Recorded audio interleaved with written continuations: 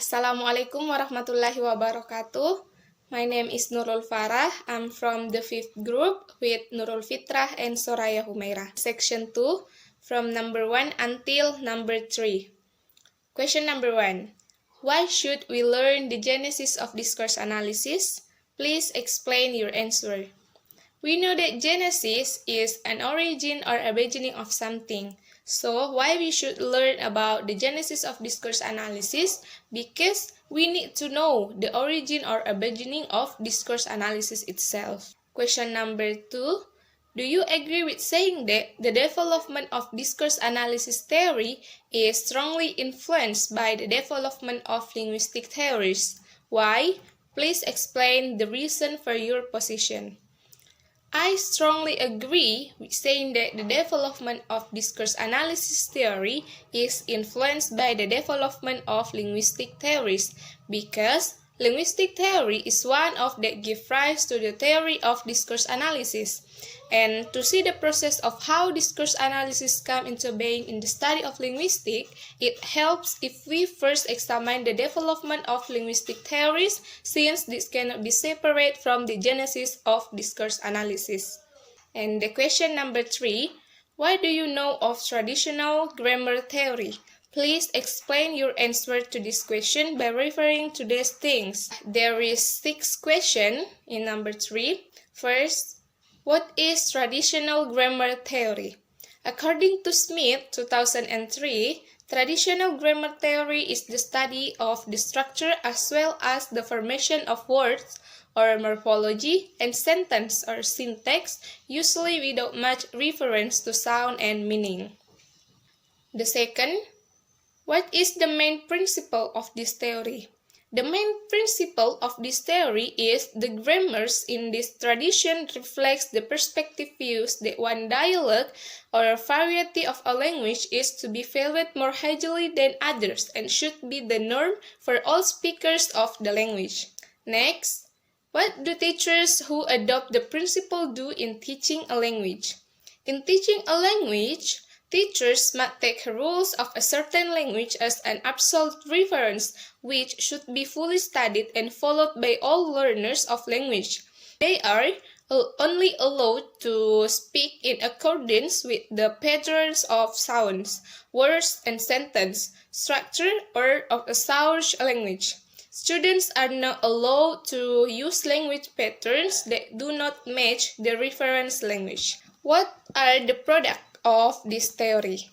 One of the most powerful works on grammars in the 18th century was the works of Lindley Murray, called Murray's English Grammar, which was firstly published in 1794. The next question, what is the main shortcoming of this theory? The main shortcoming of this theory is in the perspective approach. Many linguists believe that teaching a language by using this approach was not strong enough to develop learners' language knowledge and skill, because the focus was limited to the referred language claimed as the standard language, which consequently made the language knowledge of the learners followed by components of the standard language. And the last question for my part is, what are grammar translation method and its relation to traditional grammar theory?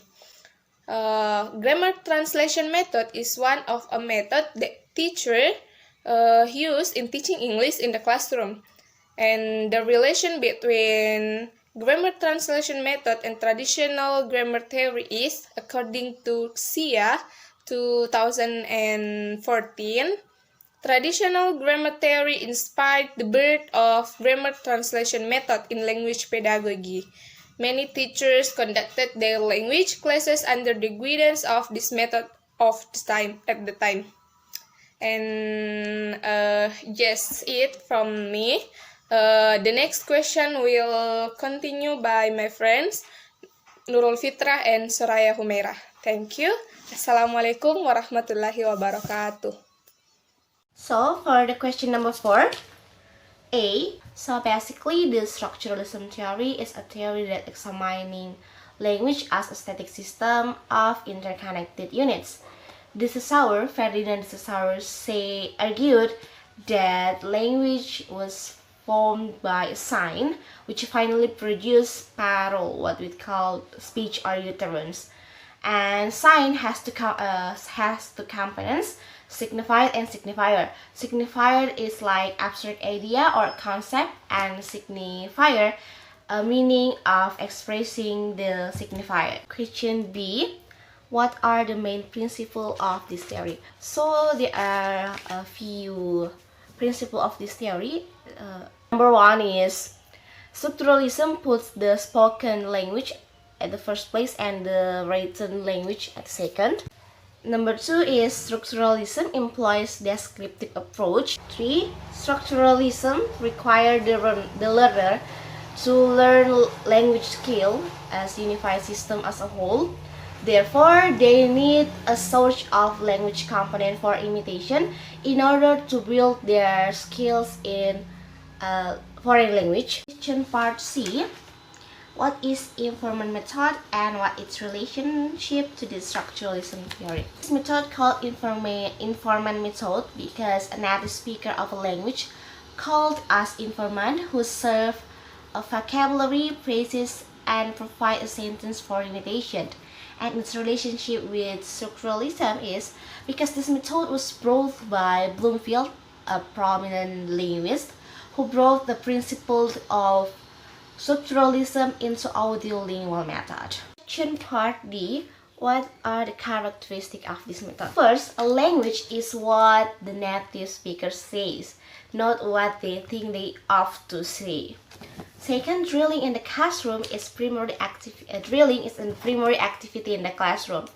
Third is learning a foreign language is a need of habit, using a language which is imitated by mimicking, repeating the use of language component continuously until the learners feel more natural when they try to expressing things in foreign language. Fourth is teachers have to lead the learners to practice the exact same sentence over and over again until the learners feel familiar with the sentence. Fifth, teachers' language is a model for learners to imitating. And sixth is the communication skill will be attained after going through a long, boring, and repetitive practice. Part E. What is the main shortcoming of this method? Basically, teaching method developed based on the theory of structuralism also consider that the cultural aspect of the language is important. To examine deems it as an integral part in the lives of native speaker of the target language. Last question for this part is what is error analysis and what its relationship with the structuralism theory.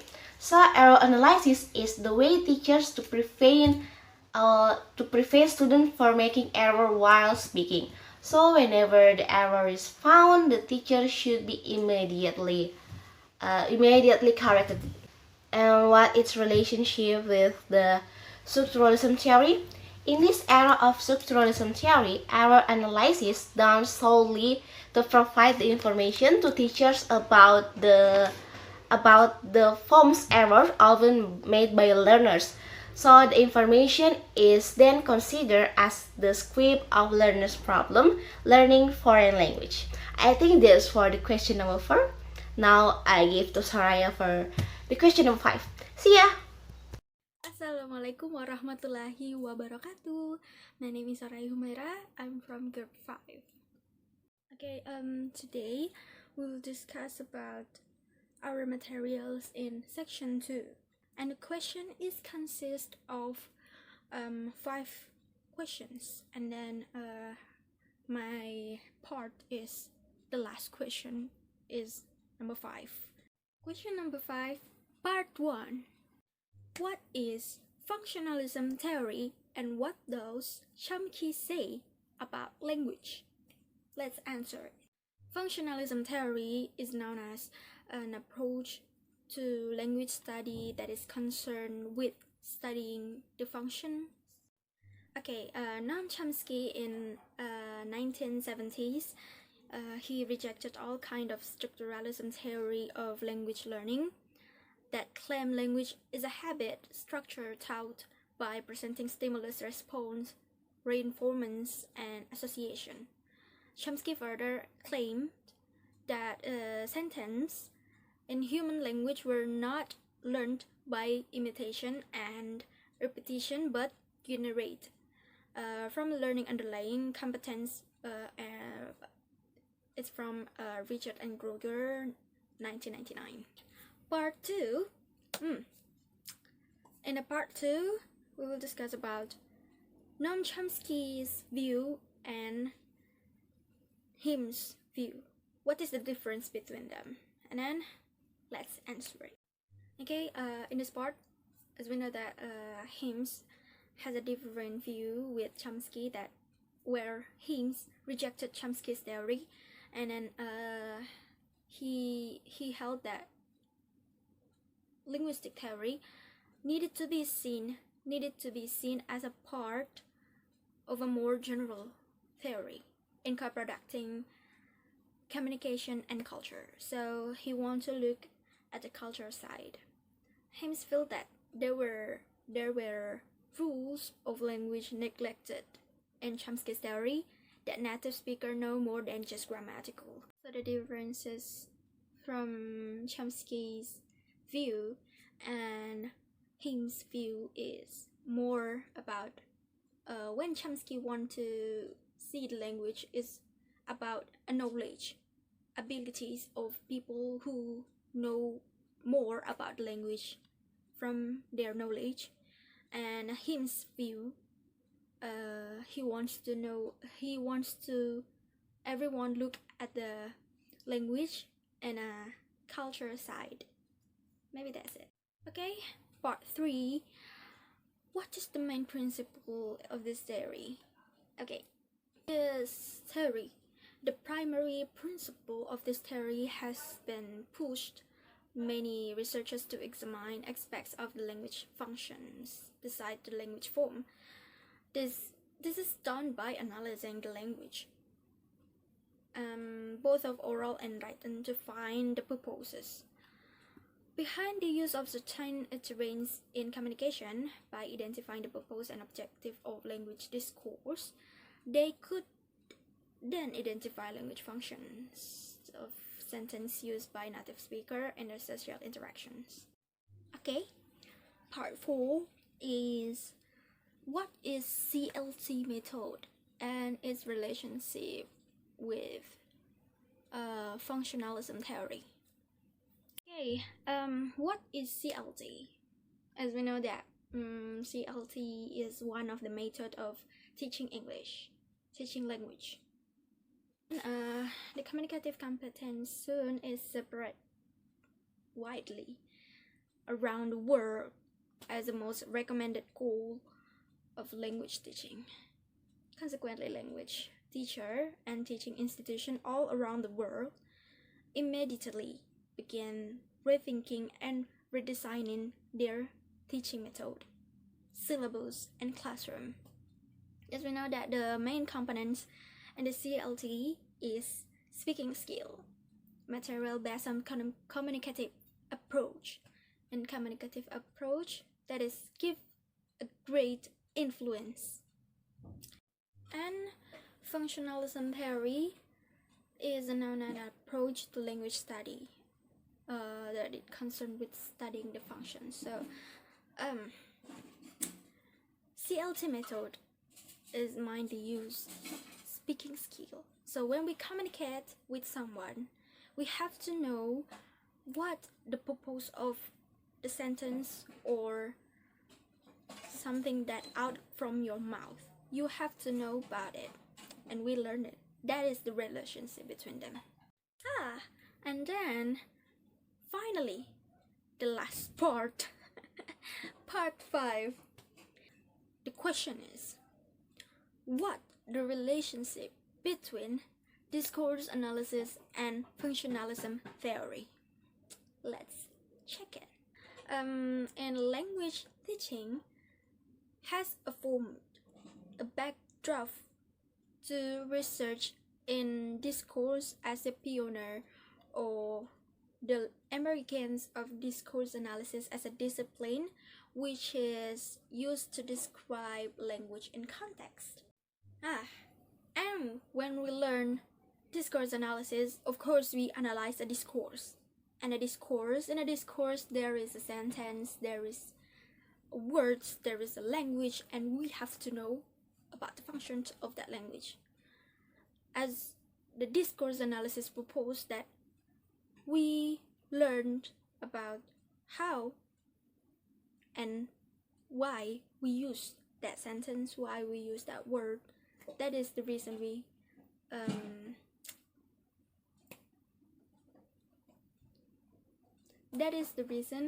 we learn about discourse analysis. We want to know what is an appropriate and inappropriate. And then what we have to know about functionalism theory is saying we studying about, that is concerned studying about the functions, performance, how we use that language. So discourse analysis and functionalism theory is the same topic by the same light and the same path. Okay, finally we finished all the questions. Thank you very much for watching us, and I'm so happy that I can do this video again, even though that with a separately video with my guys, with my friends. Oh, so sad. Okay, assalamualaikum warahmatullahi wabarakatuh. See you soon.